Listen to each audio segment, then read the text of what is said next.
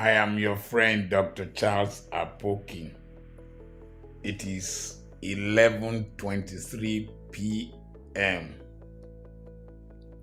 I'm reaching you from this beautiful hotel in Asaba. I came to give a lecture at the Miriam Babangida Leisure Park, the studio there, to professors and lecturers and students of the Delta State University. Is it Okpanam campus or Hawaii campus? And I spoke on living your legacy, LIVING, your legacy. And I told them legacy represents the footprints that you leave on earth. You intentionally, daily make decisions and take actions that will eventually summarize your stay here on earth, not necessarily the properties you leave behind. And we related it to intellectual wealth and the internet today. Just before I was to sleep, I saw a video of Rufai having an altercation with security agencies at the Nnamdi Azikiwe International Airport, Abuja. Rufai used to be a minister of the Federal Capital Territory and a two-time governor of Kaduna State. Something is telling me in my ear he was a senator. And he accompanied Tinubu to Chatham House in the United Kingdom during the campaigns for the 2023 presidential elections. In fact, when Tinubu was asked a question, he deflected it to Rufai. But today, Rufai is in the ADC, Tinubu is in the APC, and they seem to have parted ways, and the center cannot hold. I want to raise some points. You don't need to agree with me, just state your own.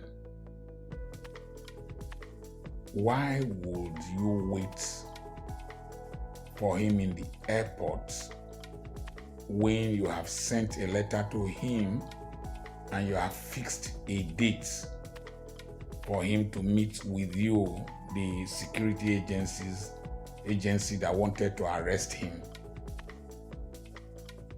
He was in Cairo, and on entering to Nigeria, his passport was seized,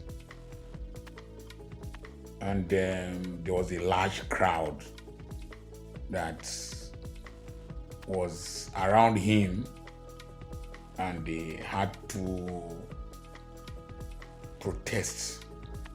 Now, simple question: how did that large crowd get into the arrival? How? Who allowed them? Number two, Rufai was saying that even the president cannot order his arrest. That's the sign of a lawless nation. Any person can be arrested.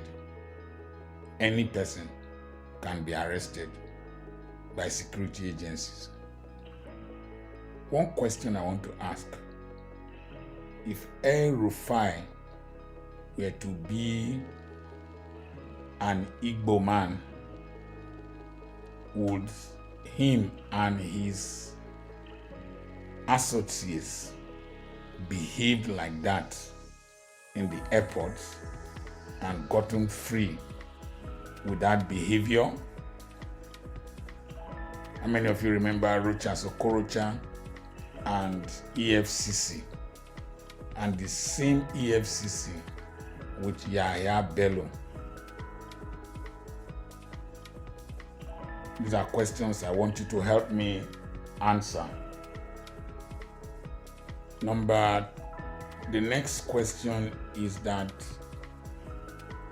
this is the temporariness of nature, of power. I remember when Rufai was addressing Northern Elders Forum prior to the 2023 elections. He said that the Nigerian Defense Academy is in Kaduna, and that one other thing there, that he could have ordered for the arrest of Peter Obi. Rufai, simple question, how market? Now they want to arrest you. We must live in a country where arbitrary use of power should be discouraged. The security agencies, the judiciary, the police, we seem to have reached a level, degenerated to a level where these agencies are being used to witch hunt people. Simple question. If Rufai had decamped to the APC, would he be harassed in the airport on arrival from Cairo?